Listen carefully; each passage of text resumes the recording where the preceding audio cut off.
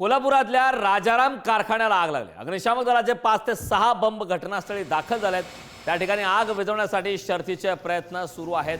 कोल्हापूरमधल्या राजाराम साखर कारखान्याला ही आग लागलेली आहे। अग्निशामक दलाच्या 5 ते 6 गाड्या घटनास्थळी झाल्यात। अग्निशामक दलाच्या जवानांच्या माध्यमातून ही आग विझवण्यासाठी शर्थीचे प्रयत्न सुरू आहेत। कोल्हापूरच्या राजाराम कारखान्याला ही आग लागलेली आहे। त्या ठिकाणचे दृश्य आपण पुढारी न्यूजवरती पाहतोय।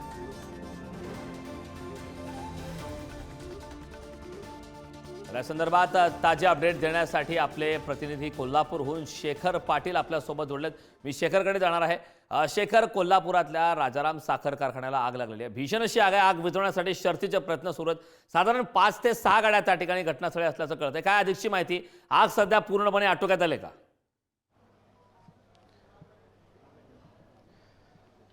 करण, मी सध्या त्याच राजाराम सहकारी साखर कारखाने या ठिकाणी उभा आहे आणि माझ्या मागे ज्या ठिकाणी आग लागली होती तिथली दृश्य आपल्याला दाखवतो।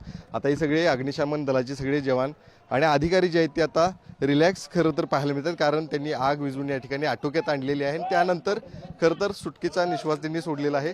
अधिकारी देखील आहेत। नेमकी आग कशामुळे लागली होती, काय नेमकी माहिती आलेली आहे, काय एकंदरीत आग विझवण्यासाठी किती कष्ट घ्यावे लागले? कंट्रोल रूम, फायर ब्रिगेडच्या कंट्रोल रूमला आपल्याला महापालिकेच्या कंट्रोल रूमला 10:15 वाजता फोन आला होता की असं आग लागली आहे म्हणून। त्यानुसार आपण 6च्या 6 गाड्या, आपल्या ज्या फायर ब्रिगेडच्या गाड्या त्या सगळ्या आपण घटनास्थळी बोलवल्या होत्या। इथे आल्यानंतर लक्षात आलं की इंजिन रूम जे असतं मेन, त्या इंजिन रूमला आग लागली होती। आता त्याचं मेंटेनन्सचं काम चालू होतं आणि ती आग लागल्यामुळे, ती ऑइल बेस असल्यामुळे आपण पाण्याचा मारा न करता ऑइलच्या सहाय्यानं आपण ती आग 25 ते 30 मिनिटात फोमनी आपण ती आग विझवलेली आहे आणि सदर ठिकाणी आता कुठलीही जीवितहानी नाही आहे। आता सध्या कुलिंगचं काम चालू आहे। आता बऱ्यापैकी आग आटोक्यात आलेली आहे।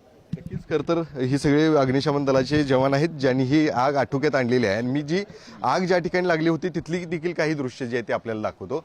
आपण कोल्हापुरातले याच राजाराम सहकारी साखर कारखाने या ठिकाणी आहोत आणि अजूनही या ठिकाणची दृश्य जी पाहतोय, धुराची काही लोट या ठिकाणी पाहायला मिळतात। अजूनही त्या ठिकाणी काही प्रमाणात आगीची शक्यता असल्यामुळं कुलिंगचं काम जे आहे ते शेवटच्या टप्प्यामध्ये केलं जातं अग्निशमन दलाकडून आणि तेच कुलिंगचं काम जे आहे ते आता सुरू आहे।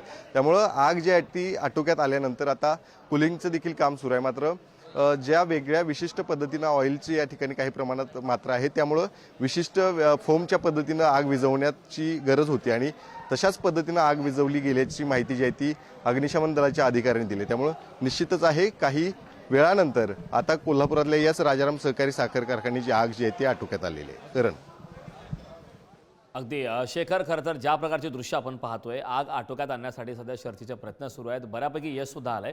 ज्या ठिकाणी आग लागलाय त्या आगीचे ठिकाणी आपण दाखवू शकाल का? त्याबद्दलचं काही विश्लेषण करू शकाल का?